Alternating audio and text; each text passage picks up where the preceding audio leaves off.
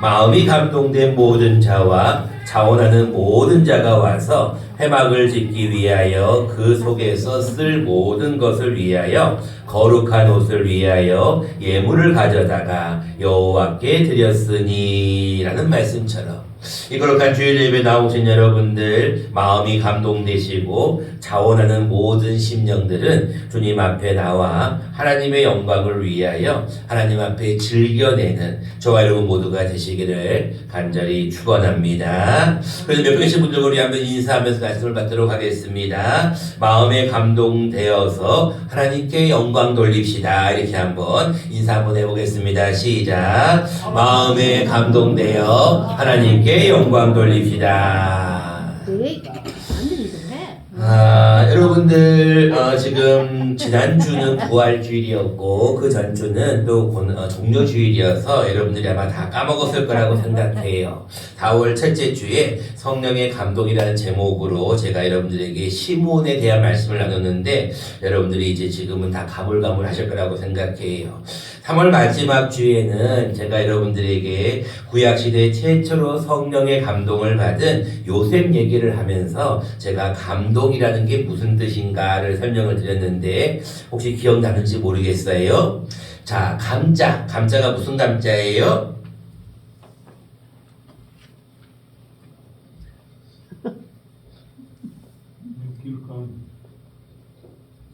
우리 강장로님 느낄감 한 명밖에 모르세요? 감자가 무슨 감자예요? 네, 마음감, 느낌감 이런 뜻이죠. 자, 동자가 무슨 동자가 됐죠? 네, 움직일 동이라고 말씀을 드렸어요. 여러분들이 이제 시간이 가면 갈수록 잊어버릴 수도 있지만 계속 반복을 하니까 걱정하지 마시고 설교 말씀만 잘 들으시면 돼요. 자, 다시 한 말씀을 드리면 감동이라는 뜻은 느낌, 즉 마음이 뭐 한다고요? 움직이는 거를 우리는 감동이다라고 얘기했어요.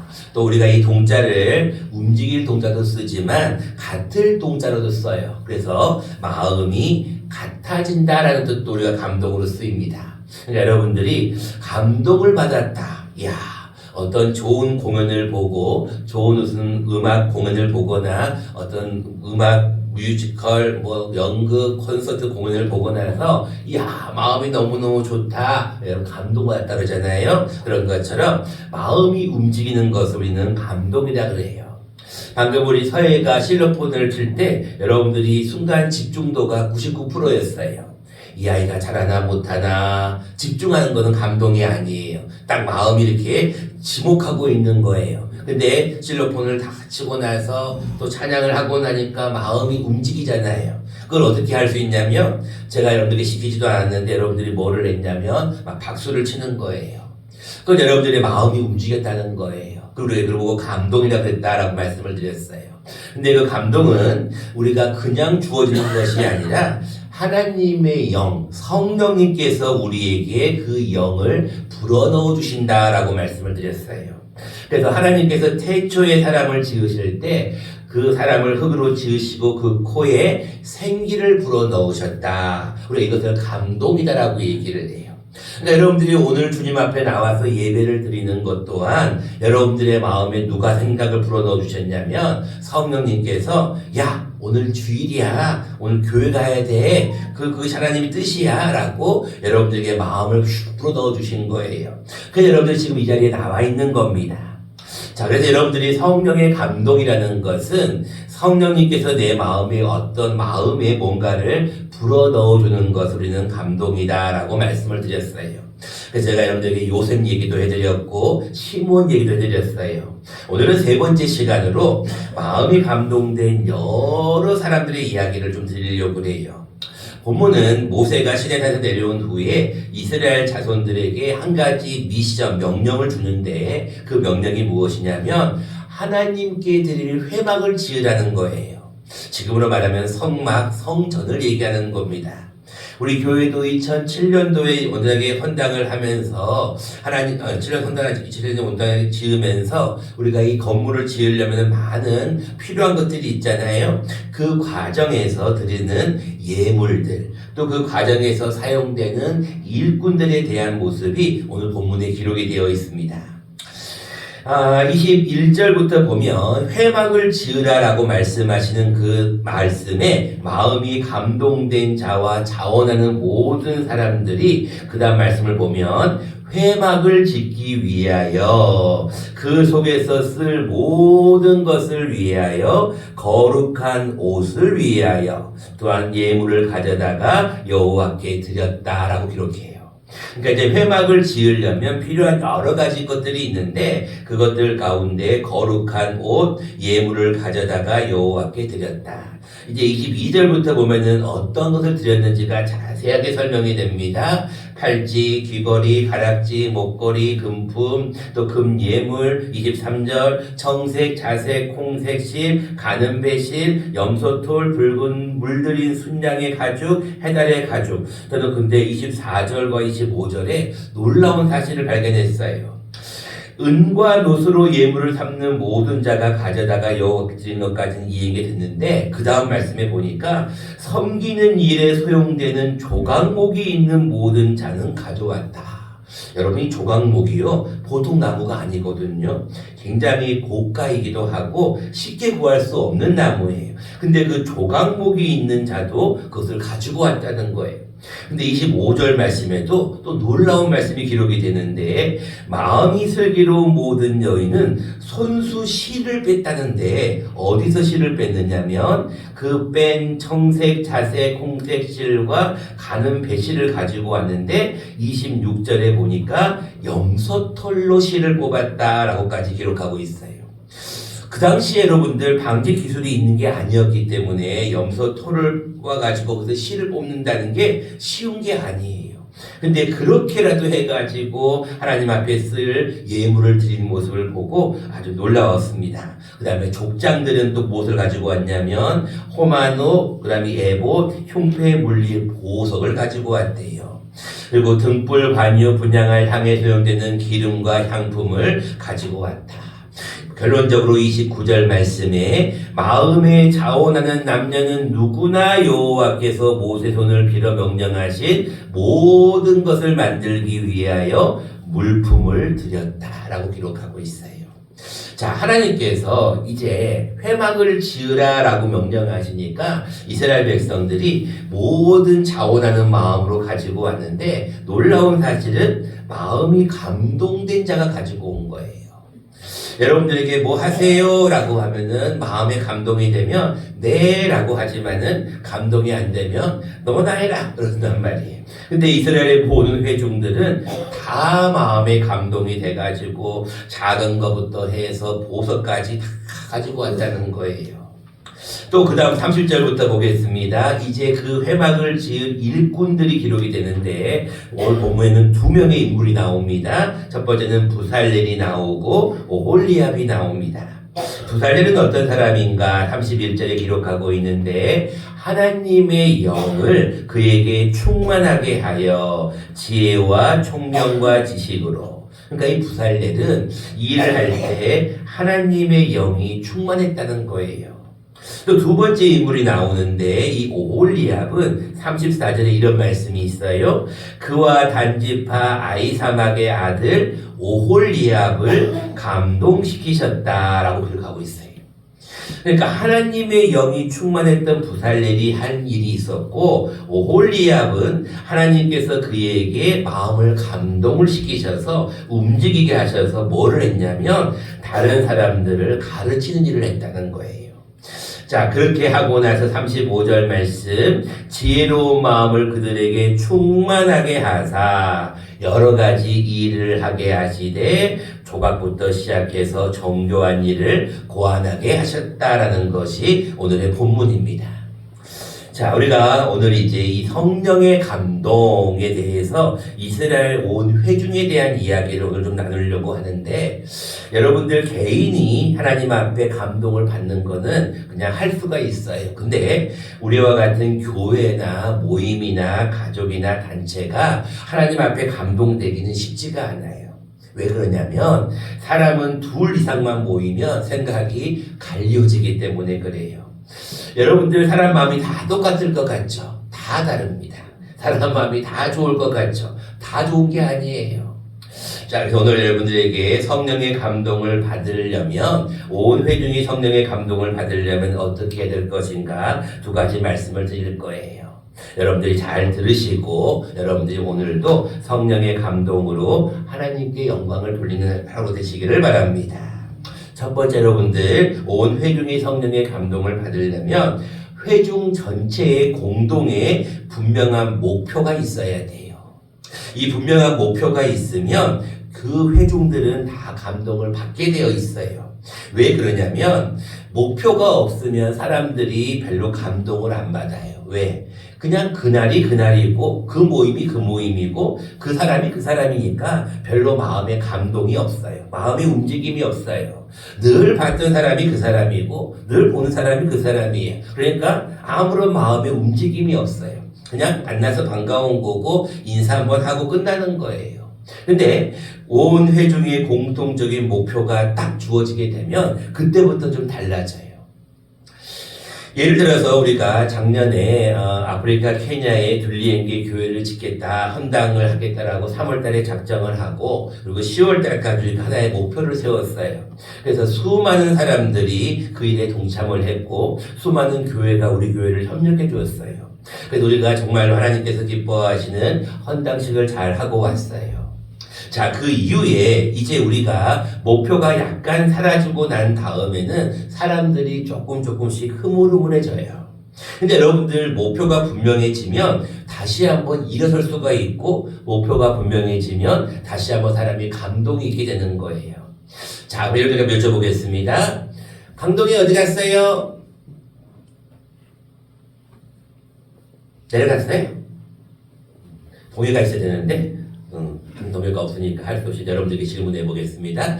여러분들 우리 가북교회 목표가 무엇입니까?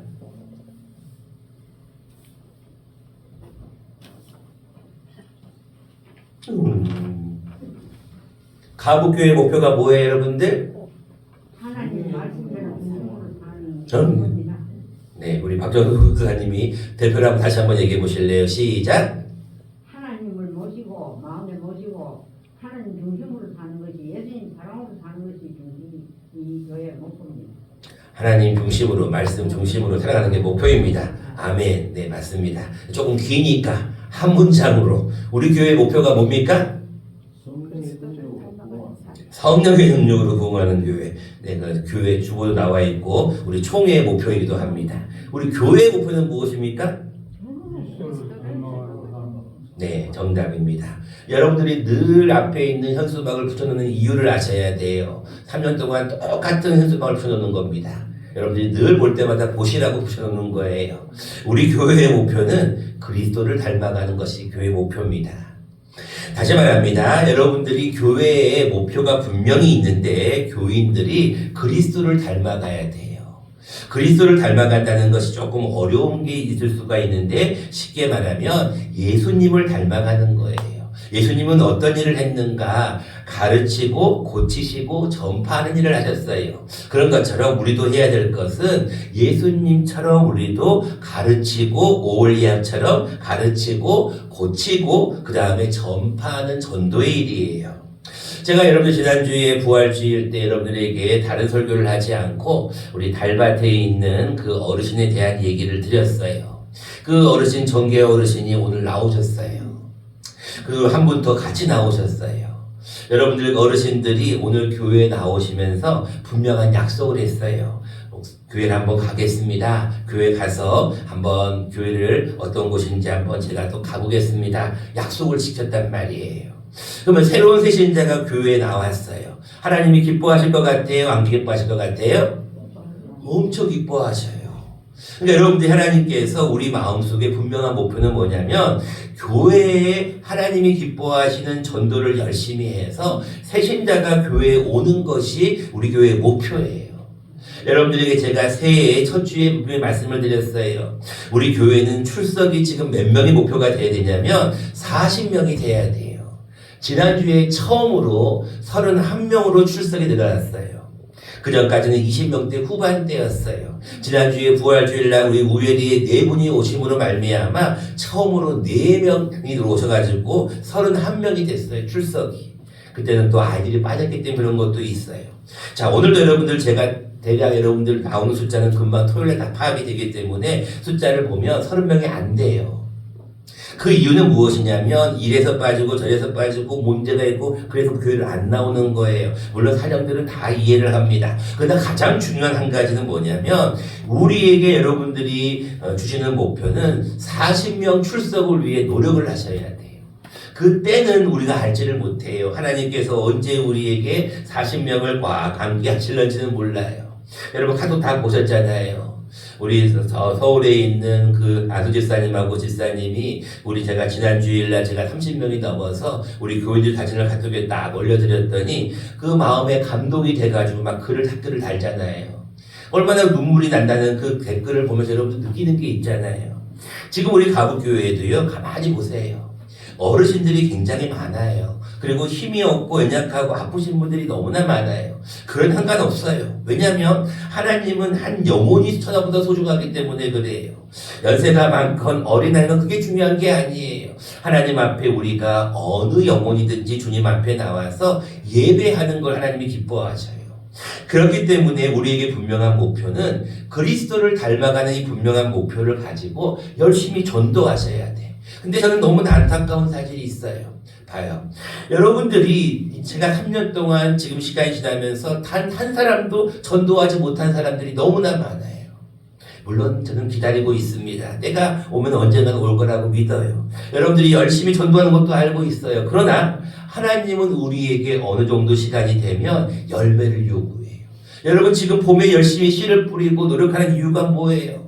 가을에 추수하기 위함이잖아요. 가을에 여러분 열매가 없으면 뭐를 열심히 노력을 합니까? 마찬가지로 하나님 앞에 여러분들이 신앙생활을 하면서 분명한 목표를 세우고 노력을 하셔야 돼요. 그러면 하나님께서 이렇게 우리 달밭에 있는 어른들처럼 하나님께서 이렇게 부르신다는 거예요. 점점 제가 볼 때는 이제 우리가 조금씩 이제 40명의 목표를 향해서 이제 전진해 나가고 있는 것 같아요. 우리가 말씀을 한번 보도록 하겠습니다. 이 말씀은 굉장히 중요한 말씀입니다. 짧으니까 같이 한번 읽어보도록 하겠습니다. 시작. 묵시가 없으면 백성이 방자히 행하거니와 율법을 지키는 자는 복이 있느니라. 자, 여러분들 글을 읽을 때도요, 여러분들이 크게 읽으셔야 돼요. 힘이 하나도 없으면 여러분들이 그 힘도 하나님께서 뺏어가 버릴 수도 있어요. 다시 한번 읽어보겠습니다. 시작. 묵시가 없으면 백성이 방자히 행하거니와 율법을 지키는 자는 복이 있느니라. 이게 굉장히 중요한 말씀이에요. 여러분 이 묵시라는 말은 영어 성경으로 들어가 보면 비전이에요.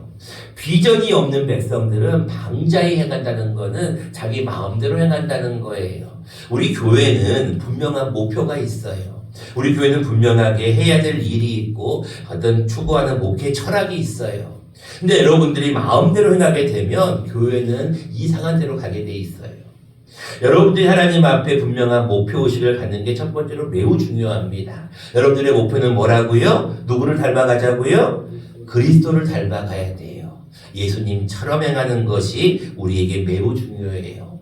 너희 안에 이 마음을 품으라. 곧 누구의 마음이니? 그리스도 예수의 마음이니. 그러니까 예수님의 마음을 품으면 늘 겸손하고 자기가 없어지는 거예요. 근데 자기가 살아있는 사람들은 늘 문제가 생겨요. 그 사람 때문에 문제가 생겨요.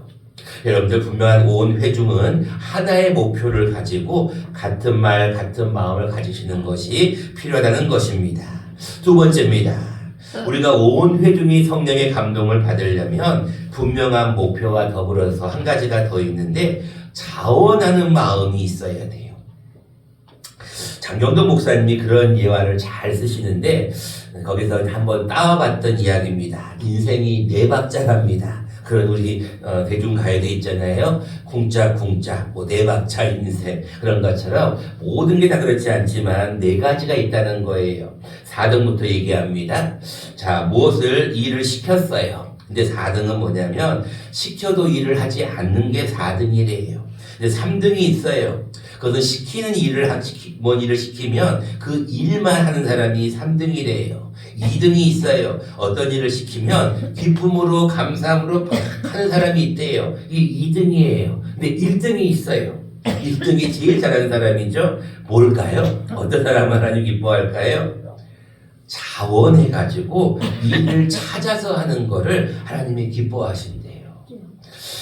여러분들 우리 강상규 집사님이 기도가 끝났는데 아멘을 딱 한 명이 하더라고요. 제가 들어보고 나서 속으로 야 이거는 큰 문제가 있다.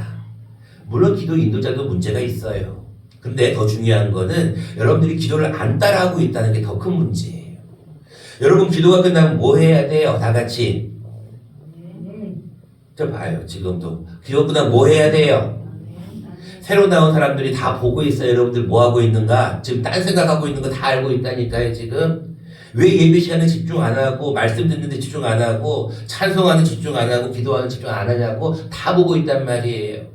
왜 여러분들 아멘 시키는데 아멘을 안 하세요? 아멘을 끝나면 아멘 하라고 하잖아요. 그럼 시켰는데도 지금도 안 하고 있잖아요. 몇 등이에요? 4등이야 4등. 자 여러분들 아멘 열심히 하시기를 바랍니다. 자 보세요. 이렇게 시켰을 때 하는 것은 3등이야 3등. 자 2등을 볼까요? 2등을 하겠습니다.